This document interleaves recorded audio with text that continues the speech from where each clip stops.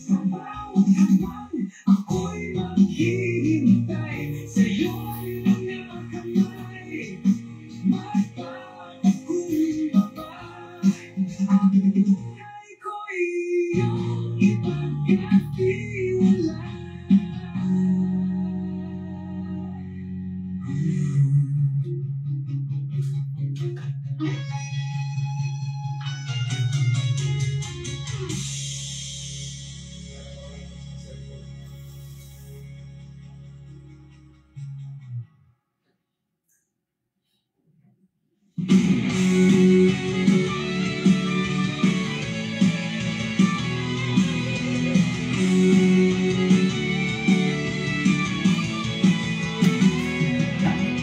Bawat Panginoon sa aking pagkukulang, sa dami ng gawain, ikaw ang nalilimutan. Ngunit sa puso ko'y naroon ka pa rin.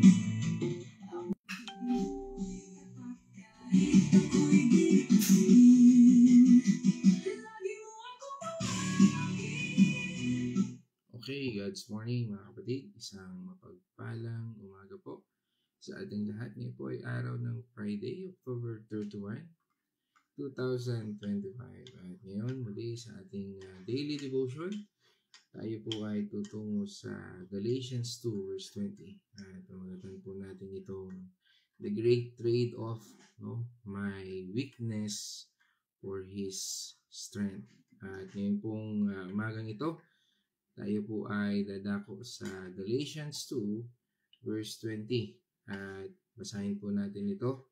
Ang sabi nga po sa atin ay, sabi dito sa atin sa Amplified Version, I have been crucified with Christ.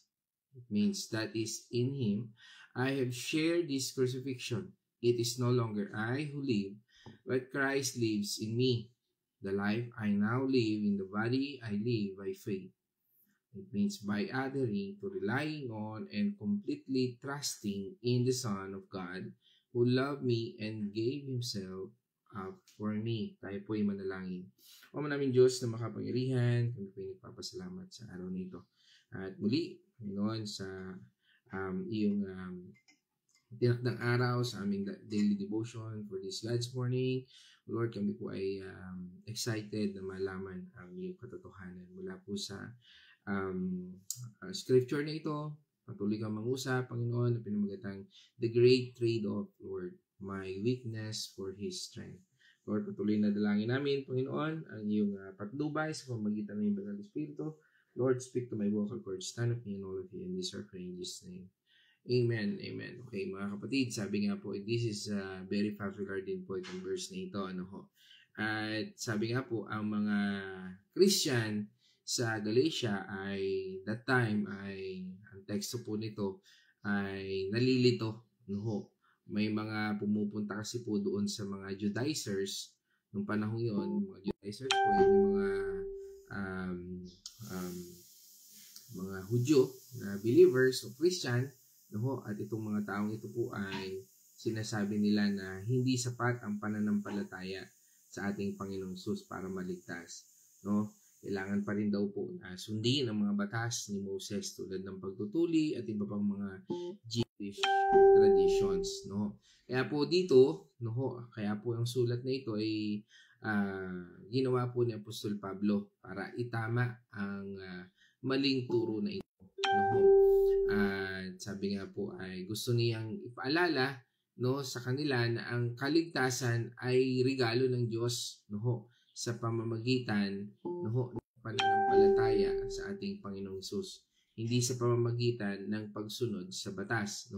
Dito po sa Galatians 2:20 ay sabi nga ay binubuod ni Apostol Pablo ang buong punto niya na sinasabi nga po niya dito na ang tunay na buhay Kristiyano ay hindi tungkol sa pagsisikap natin, kundi tungkol sa buhay ni Kristo na nabubuhay sa atin.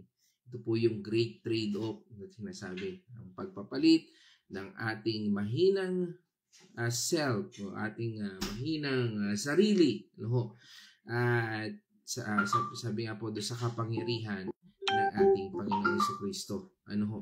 Ang trade-off ay hindi lang basta compromise, kundi divine exchange. Ano ho? Sa verse na to, sinasabi po ni Apostol Pablo na ipinako ko na ang sarili ko kasama ni Kristo Jesus.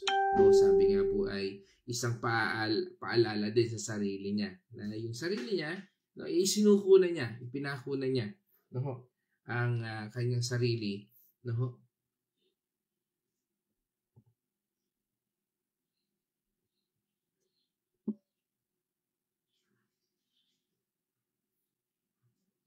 Okay. So nawala po ako.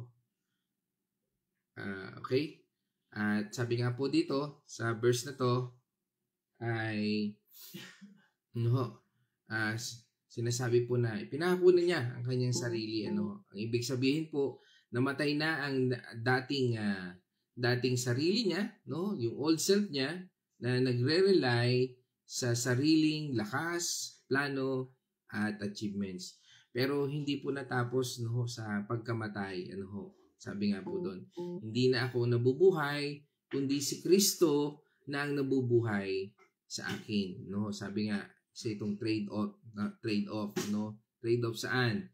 Doon po sa weaknesses natin, yung kakulangan, failures, at mga limitation natin. Dito pinapalitan po ng kapangyarihan ni Kristo, yung kanyang biyaya, yung wisdom, at resurrection life. Bakit? No? Kasi ang buhay na meron, sabi ni Apostol Pablo doon, sabi niya, ang buhay na meron ako ngayon sa pamamagitan ng pananampalataya ko kay Jesus. No? Kung ating titingnan po ang bagay na ito, no, ay doon na siya nananahan, no, doon sa pananampalatayang iyon. No? Sabi nga, hindi na tayo dapat mag-effort para maging sapat o sabi nga ay maging magaling sa sarili nating lakas. Parang nawala na sa atin yung pagpapabida, yung ako kasi ganito ginawa ko, ganito, ganyan. No? Parang ganun po ay tinuturo doon ng Panginoon. Kundi sa pamamagitan na lang ng ating Panginoon Jesucristo. Na alam natin, nagagawa natin ng mga bagay na yon, hindi para ipagmayabang o ipagsabi pa yung mga nagawa natin. Marami po kasi mga Kristiyano ngayon, ang sabi nga ay na nakastuck pa rin yung isipan nila sa mga ganung klase ng kaisipan. Kaya nga po yung bagay nito ay naglalayon din sa atin. Sabi nga po, yung pag-ibig ng ating Panginoong Jesucristo, sabi nga, ang dapat nagmo-motivate sa atin. Hindi para masabi ng tao sa buhay natin na yan ay ginawa natin. Sabi nga, binigay niya ng ating Panginoon Diyos ang buhay niya para sa atin. Kaya natural na ang response natin ay magtiwala at sumunod sa Kanya. Kaya nga po dito sa ating takeaways, o sa ating lessons na ito ay, sabi nga, let go and let God. Malimit ko pong nasasabi mga bagay na yan kahit ng mga previous na mga Bible study, at mga preaching, yan, let go and let God. Ibig sabihin, crucified with Christ. Surrender your self-rule. Kapag tayo po ay sinuko natin ang ating sarili sa ating Panginoong Jesucristo, naturalmente, you will surrender your self-rule. Ibig sabihin, yung sarili mong patakaran. Hindi na ikaw ang boss ng buhay mo. Surrender mo ang control, pride, at plans para kay Kristo. Siya na po ang magdala ng buhay natin o magdadala ng buhay natin. Sabi nga, weaknesses mo, at ang kanyang kalakasan. Ang magiging resulta po nito is unstoppable grace. Sabi nga, weakness is not your enemy. Yung kahinaan natin, hindi po natin yung enemy. Sabi nga doon sa 2 Corinthians 12:10, di ba? Kapag mahina ako, doon ako pinakamalakas. Kapag inamin mong hindi mo kaya, doon ka miracle o doon magmi-miracle ang ating Panginoon Diyos. Sabi nga, ang problema, minsan, lumalaban tayo doon sa hindi natin kaya. Hindi mo kayang magbasa ng Biblia, hindi mo kaya umattend ng Bible study, hindi mo kaya umattend ng church, at marami pang iba sa buhay natin. And that is the biggest struggle of being a Christian. Yung inaamin niya, akala niya Kristiyano pa pala siya, pero hindi na. Parang sabi niya, di ba, doon sa Laodicean. Akala niya, Kristiyano pa siya. Palit, hindi na. Ano ho? Bakit? Parang ang sistema na ngayon niya ay ang kanyang sariling mundo. No? Me, myself, and I. Sarili niyang negosyo, sarili niyang effort, sarili niyang religion, no? O sarili niyang sinasabi niya, siya ay Kristiyano, siya ay born again, pero there's no fellowship at all. There's no mission at all. There's no purpose at all. Sabi nga, your limitations are God's invitation para siya ay gumawa. Kumilos sa buhay mo. Kaya nga napakahalaga to check ourselves. Tayo pa ba ay kumikilos according sa will ng Lord? Yan ba talaga ang will ng Lord sa buhay natin? Again, no one can condemn you. Pero sabi nga, as long as you know na yan ay kalooban ng Panginoon sa buhay mo at alam mo na nandun ka, kasi mahirap yung pag-justify ng sarili. No? Again, sabi nga, you need to know, no? Sabi, kabilang ka pa ba doon sa iglesia, the church itself? Kasi the church itself is napaka-importante. No? Ibig sabihin, may church ka talaga. Sabihin, may kinabibilangan kang church. No? Napakahalaga po noon. No? Kasi nga po, on the throne of grace, no? That is the 24 elders, it showed the churches. Meaning, the churches is a people gathered, no? Na naniniwala sa ating Panginoon. Ibig sabihin, kabilang ka doon sa bawat churches na yun. At katulad nito, yung churches na ito, ang siya ring namumuhay ay si Kristo. Kaya nga po yun ay throne of grace. No? Kasama si Kristo doon sa throne of grace with the 24 elders. Kaya napag-aralan po namin yan last week at kahapon po kasi kami ay nasa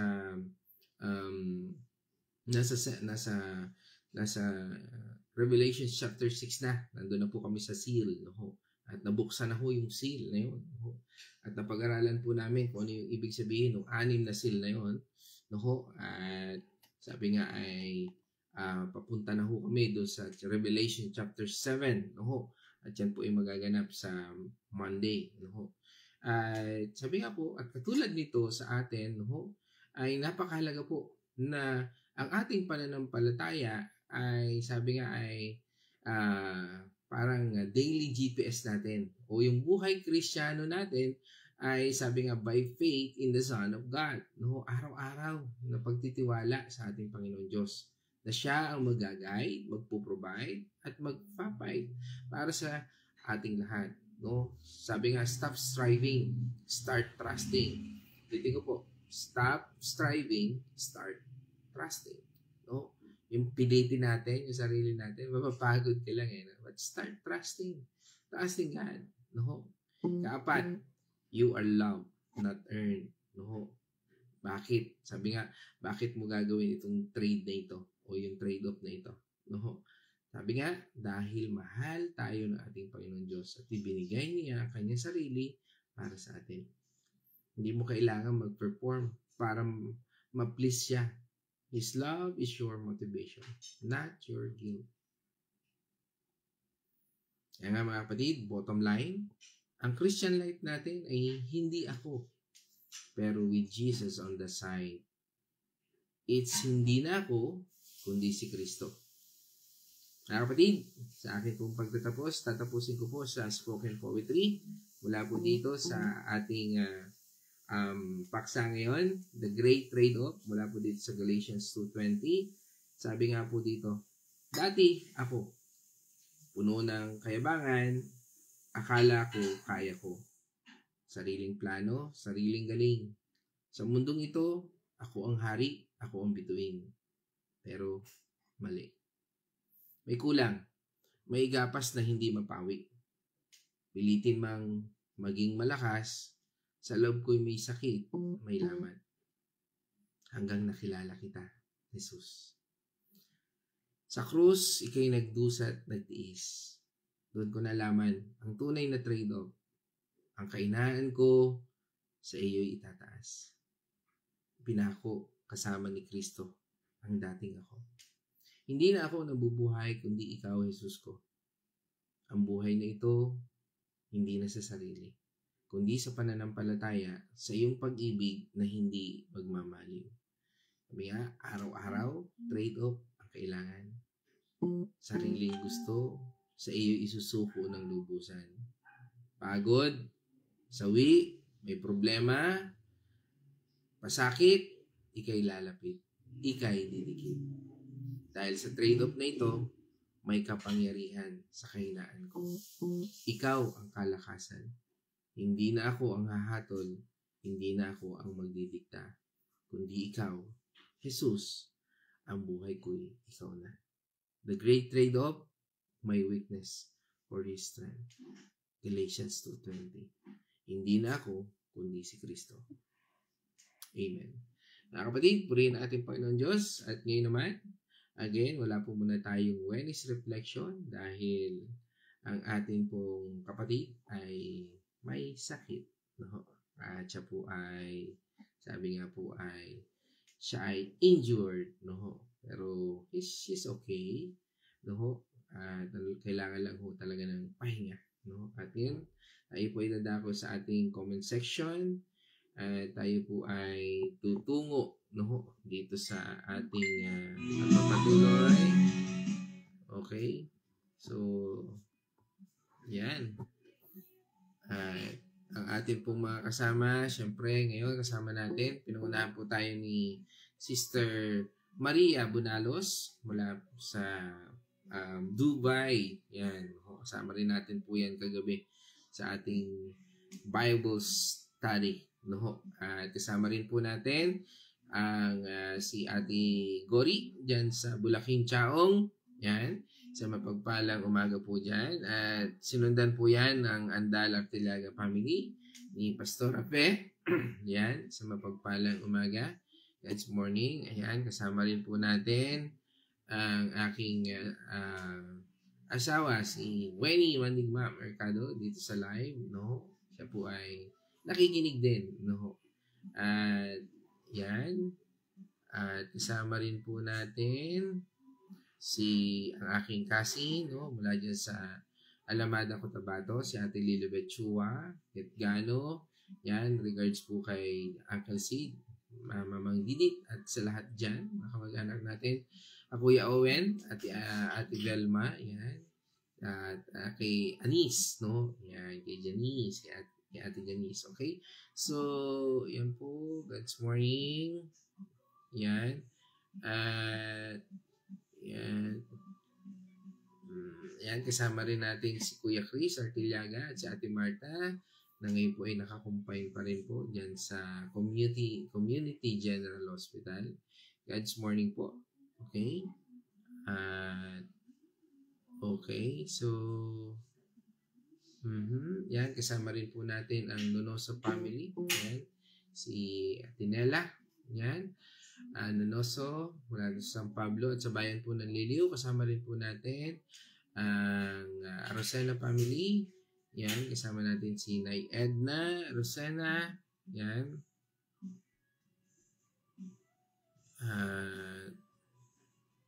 Yan. At sa bayan naman po ng Santa Rosa, Laguna. Kasama rin po natin ang aking nanay, Corazon Getgano Mercado. Yan. At ano pa?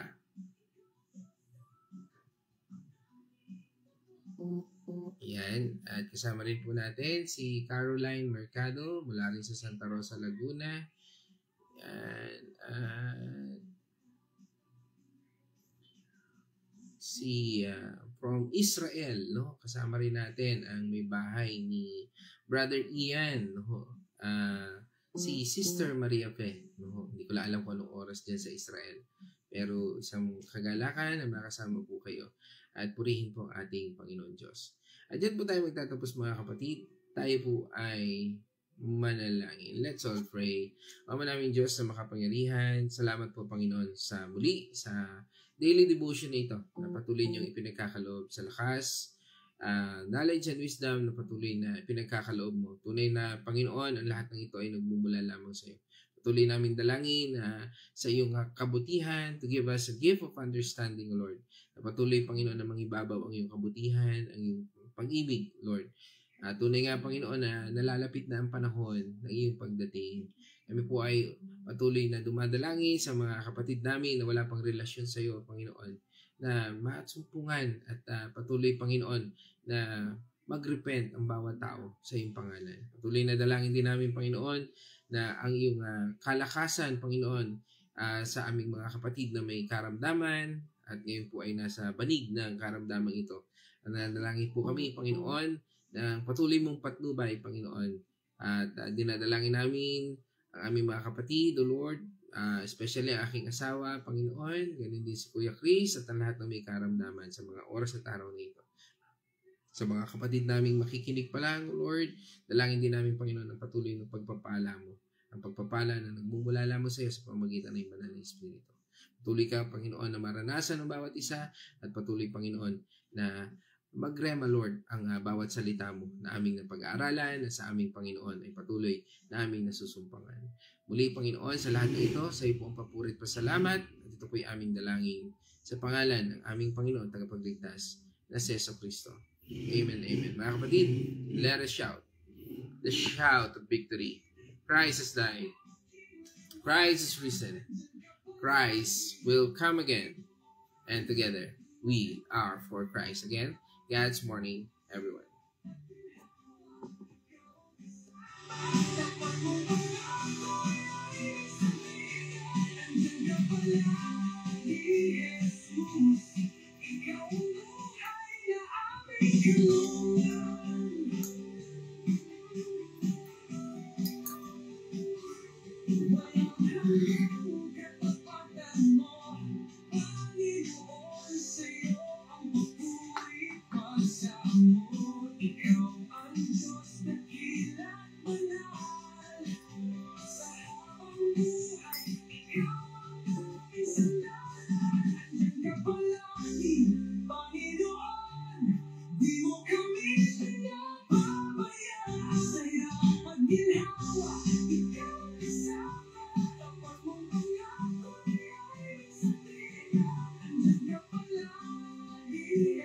Ay, mabul nga pala si Ate Cindy.